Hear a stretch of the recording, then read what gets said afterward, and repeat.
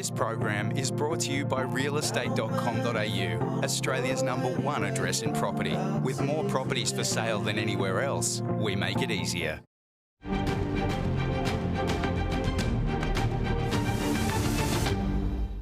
Welcome back. Let's take a look at the previous week's auction results. Nationally, there were about 1,600 auctions with a clearance rate approaching 65%. Sydney held 580 auctions with a clearance rate of about 65%. Melbourne held 596 auctions with a pretty high clearance rate at about 72%. Brisbane held 49 auctions with a clearance rate of about 59%. Adelaide held 46 auctions with a clearance rate of about 80%. And Canberra held 80 auctions with a clearance rate of 60%. Well, joining me now on the set is Paul Ryan, Senior Economist at PropTrack. Paul, thanks for your time. Auction clearance rates keep heating up. What's the big factor here? Yeah, the auction market has kind of started 2023 really strongly. We're seeing auction clearance rates across the major capitals similar to the rates we saw before rates started to rise in early 2022. So I think what this signals is that homeowners have a lot of equity and they're recognising that, and that's enabling them to upgrade.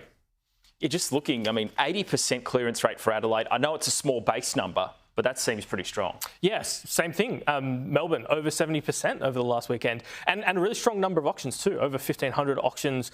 We've got 2,400 scheduled next week. So these are really strong numbers. The housing market is actually performing much better than kind of it ended the last year at.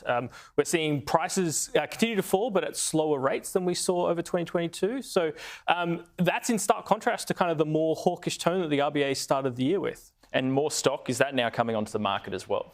Yeah, we're seeing listings activity at solid but not exceptional rates. Again, I think it's that homeowners have kind of started the year recognising actually prices are up significantly on pre-pandemic levels, and that gives people the equity to upgrade. If you look at Sydney, prices are still up 23%. Melbourne prices are up 13% on early 2020 levels, and that matters a lot for upgrading activity, and I think we're seeing that come through. Today, there was an announcement from APRA saying they're sticking with their 3% loan serviceability buffer.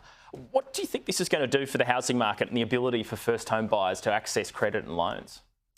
Yeah, so a lot of people have been calling for the home loan serviceability buffer to be reduced. At the moment, if a mortgage rate is about 6%, that means you have to be assessed to be able to repay your mortgage at about 9% interest rates, which is obviously really constrictive if you are, say, a first home owner, and you're borrowing, up to 80% of the value of a property. So those are the people that it crimps the most in terms of borrowing capacity. And we've seen first home owner loans fall quite considerably because of that really tightening in their credit availability. So it would be a relief for first home buyers, but APRA have come out today and said, they're happy with current settings. Mm-hmm. The other thing I want to talk to you about is the rental market. It's obviously staying really tight, but are there any parts of the country that are faring worse than others? You'd classify the entire country as having tight rental markets at the moment. So almost everywhere has rental vacancy rates below 2%, which is very difficult to find a rental. But, those really strong demand regions like Adelaide and Brisbane have lower vacancy rates. We've got slightly higher in Melbourne and Sydney. But still, I don't think any renter across the country is thinking, hey, this is an easy time to find a rental. Rents are going up 10% a year for advertised rentals. It's going to be really, really tough in 2023. And what's the outlook for property prices for the next few months? So, as I said before, the RBA's tone has turned a bit hawkish. So they're expecting higher interest rates going forward. That's going to keep putting pressure on home prices, so lower pressure.